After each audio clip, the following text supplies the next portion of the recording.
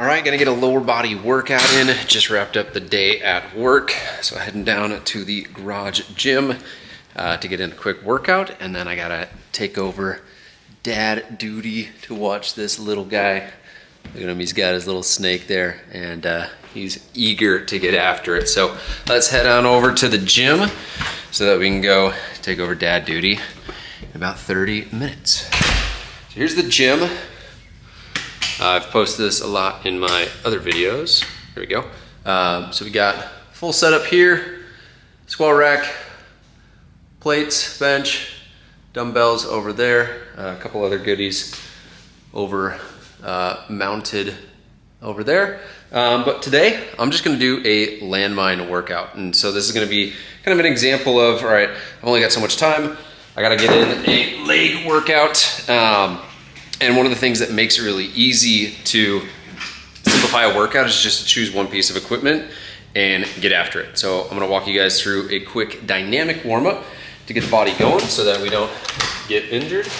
As a guy in my 30s, not as nimble as I was in my 20s, so we're gonna go get warm here, and then we'll go and hit 4 or 5 exercises on the landmine. All right, so first thing I'm gonna do is get the blood flowing and then do some dynamic mobility just to get the muscles that I'm gonna be using activated for the day. So.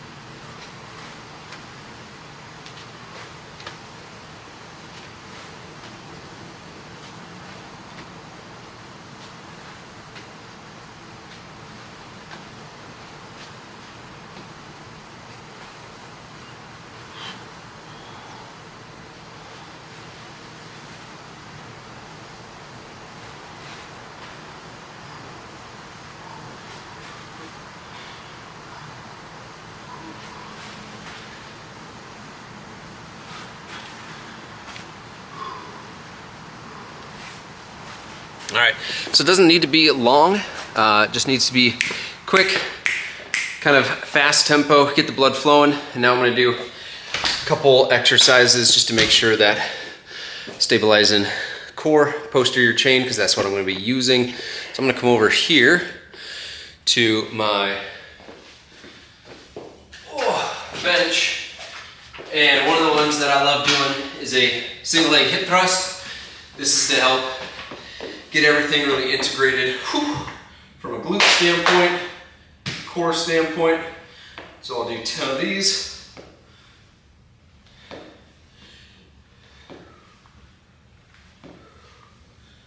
I think that's 10. Big thing that I see a lot of people making mistakes on as they're doing these, I'm gonna bring this down a little bit lower, is when they're doing them, they don't drive into the heel. So you want to make sure that you are driving into the heel and keeping the abs engaged. What that helps you do is, one, make sure that you're feeling this in your glute and hamstring. If you get in your toe, you're going to feel it too much in the quads. But then abs engaged helps to make sure that this is hinging in the hips and not hinging in the lower back. So now, hamstrings engaged, wipe and center going for a little walk. And we're gonna get everything up. And running, just got one more core exercise that I've been a really big fan of lately. So this is Copenhagen plank. So I'm gonna put my leg up here, side plank it out. And so what I'm doing here is actually working the groin in addition to the core, which is going to be important for lower body workout. But this is going to strengthen it at a lengthened position. So all that means is that rather than trying to do adductions, I'm basically working the inner groin area while having it be at kind of like a full stretch. And so a lot of times weakness is actually, or tightness rather, is just weakness in a muscle. So I'm gonna be doing some groin stretches in my mobility, but I also wanna strengthen this because again, weakness, tightness go hand in hand. So if this is tight here, a lot of times it's weak. So I'll hold this for about 20 seconds, feeling the obliques here, feeling the groin here, a little bit of core here. If you need to make this easier too, you can put your knee on it. I've got it a little bit harder with my foot and with my ankle. Whew. But now at this point, as we've been getting warm, blood's flowing. Muscles that I'm gonna be using are activated in my posterior chain. Warmed up all the muscles that I'm gonna be using. Now, like I mentioned, I wanna get ready to use the landmine. So, the exercise framework that I always like to use is what are the main movement patterns for the body. And so that's gonna be a hinge, a squat, a lunge, probably some form of hip thrust. It's hard to do a hip thrust with this, so I'll probably do and opt for another lunge variation. But first one that I like, I'm gonna load this one up more, is just a landmine RDL. What I really like about how this loads is it's really easy to get into your center of gravity. And so I feel like I'm able to get it into my posterior chain, my glutes a little bit more.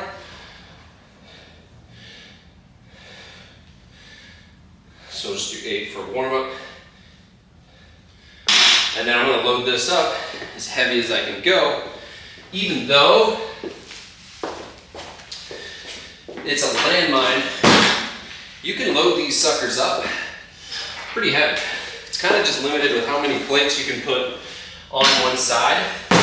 You run out of handle space, so that's going to be the limiting factor here. But here right now I got 90, 135 pounds. I don't count the bar just because it's hard to really account for how much the bar weighs at different angles. But this right here, I always want to put the bar right between my feet. It's almost like if you're looking straight down your belly button, you see the weights. And so then I go to hinge, push the butt back. Oh yeah, I'm gonna feel this tomorrow. 3, 4,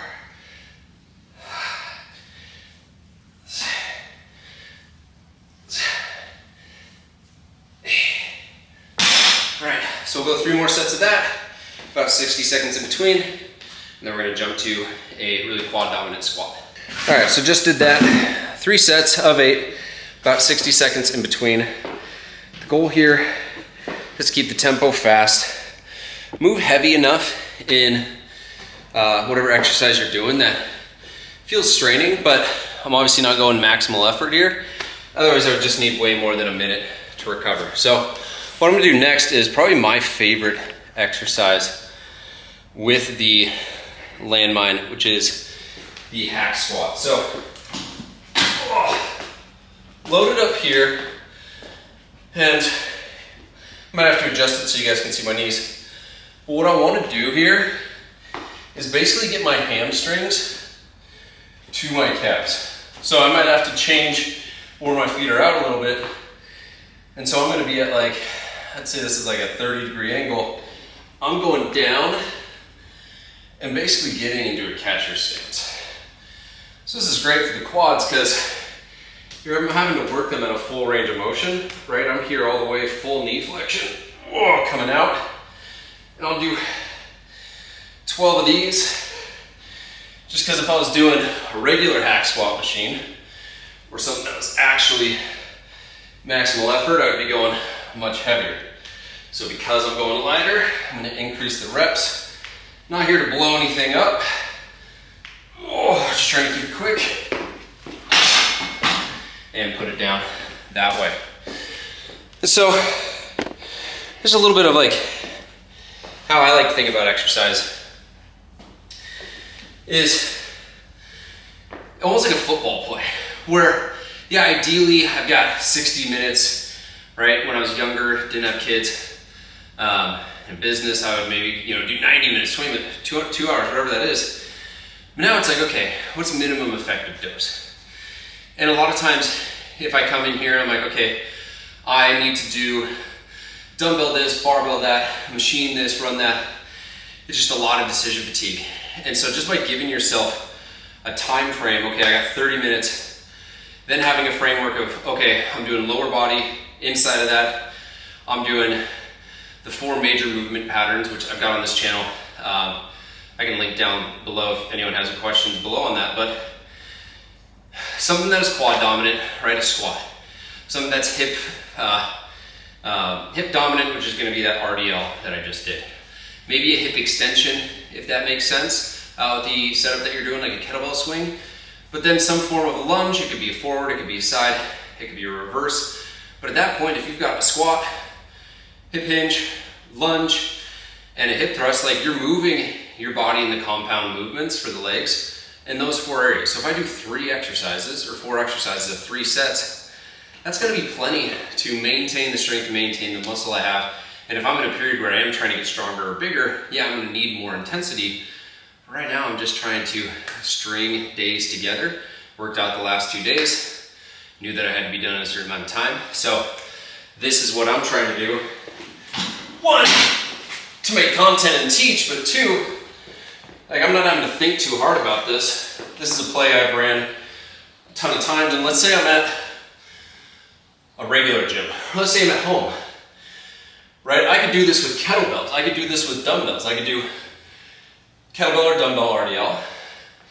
I could do kettlebell or dumbbell hack squat. I could do kettlebell or dumbbell lunges. And I could do kettlebell hip swings, right?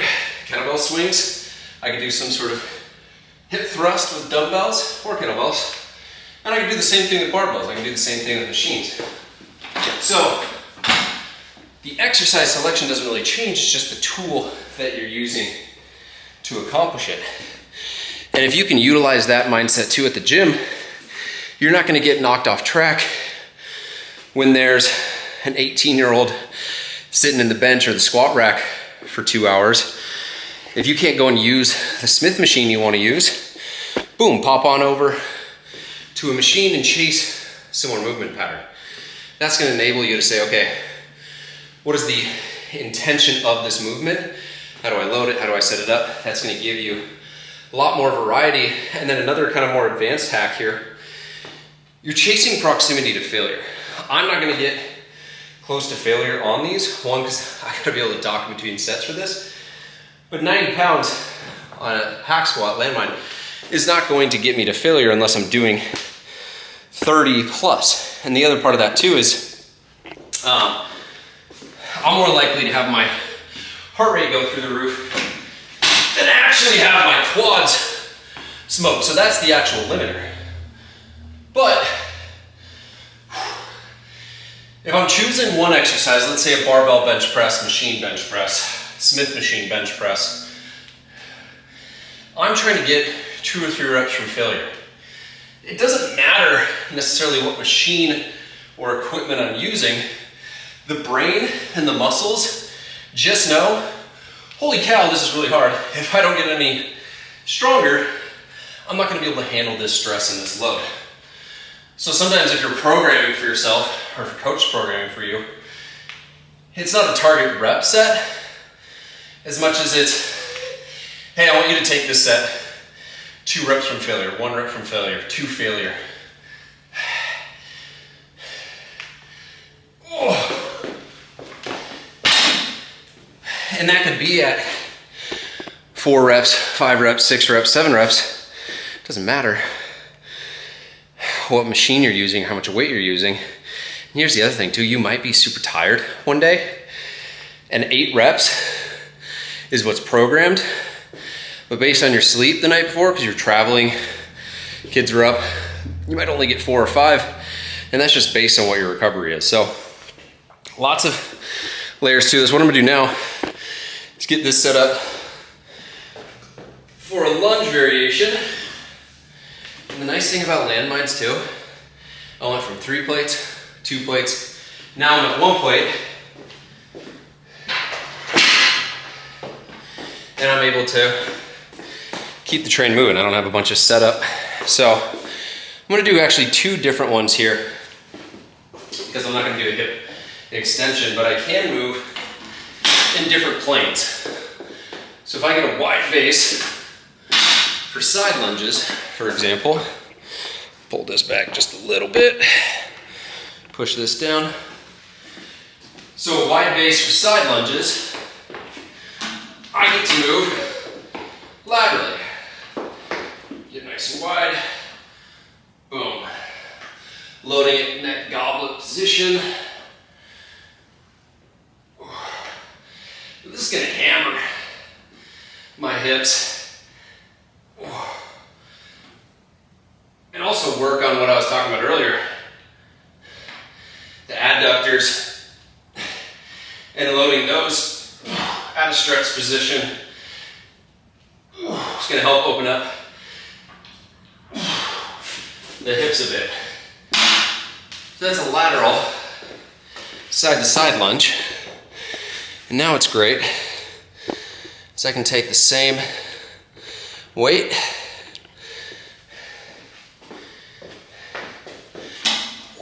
load it up on the shoulder, step back.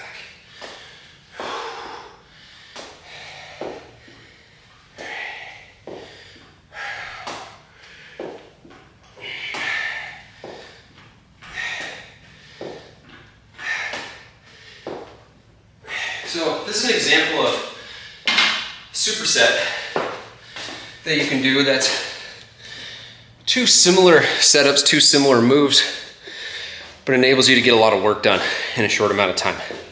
Now you might be asking, why aren't you doing the left leg? I'm gonna get there. I'm gonna do the left leg. Just wanted my breath to catch up, because one of the other things too that I see a lot of people run into issues on is they'll do one side when they're fully rested, and it's their stronger side. So let's say I'm right leg dominant, and I go and knock out, really heavy lunge on my right leg. Then I go to my left leg. Yeah, I haven't worked my left leg, but my heart rate is still going. If I got weights in my hands and I'm stepping back, my grip is still going. So I'm trying to bring the heart rate down so that I can execute these with as much focus and intention and not have my cardio or my balance or something else be the rate limiter. And so that's something where, yeah, it might make things take a little bit longer, but you're gonna be able to go heavier because you've actually allowed the entire nervous system to recover in between sets a little bit more. And if you're doing like really heavy lunges or even Bulgarians, you're gonna wanna take time in between sets. Otherwise, the back half of your right-left set is gonna be absolutely destroyed. So now, because I did 4 sets, basically back to back to back to back, I might rest a little bit longer. Or, I'm not gonna do this, I could go lighter, increase my capacity to keep going. And eventually though, that just turns into cardio. So, gonna rest a little bit, and then we'll go to one last exercise for core. All right, so last exercise is gonna be the 5th one with the landmine. Started with the RDL, 3 plates, then 2 plates with the hack squat, 1 plate with the lunge superset. Now we're just gonna do landmine twists. So I'm just here, trying to use the core as opposed to the arms. And it really starts with the hips, leading the torso, and then the arms come and follow.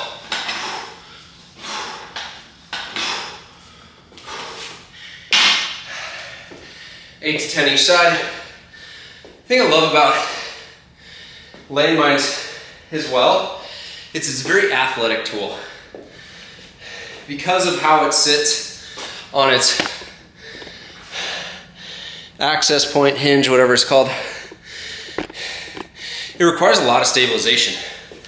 And if I was in more of like a bodybuilding focus, I would want the exercise selection to stabilize for me. So I might choose something else like a machine that creates stability, so it's just my core here. I have to move everything in a full kinetic chain from my feet, knees, hips, torso, arms, then to the weight. So this has more transference if I'm an athlete, a tactical athlete, trying to improve my golf game, trying to improve my softball swing in beer league. And so this isn't to say that one's better than the other, but you always want to kind of think through what's the purpose of this exercise. And I'll give you another lens to think through with what I'm doing today. The last 2 days, I went really heavy. Today is more of a conditioning day, higher heart rate, a little bit more sweat, a little bit of a pump. But because, let me finish this.